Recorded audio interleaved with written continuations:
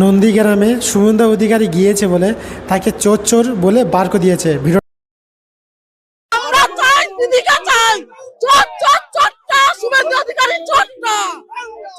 এখানে শুভেন্দু অধিকারী এসেছিলেন।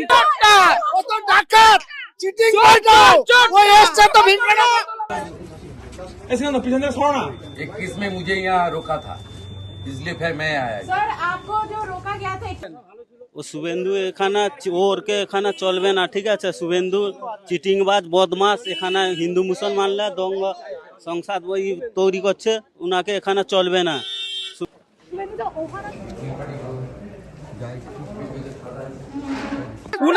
উনাকে নন্দীগ্রামে লোডশেডিং করে জিততে হবে, তাছাড়া উনার আর কিছু উপায় নেই।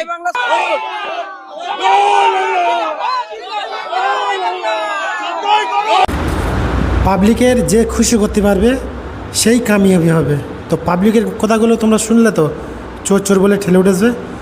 তো নন্দীগ্রামে আর ওদের পাত্তাই নেই। ভিডিওটা যদি ভালো লাগে লাইক করে সাবস্ক্রাইব করে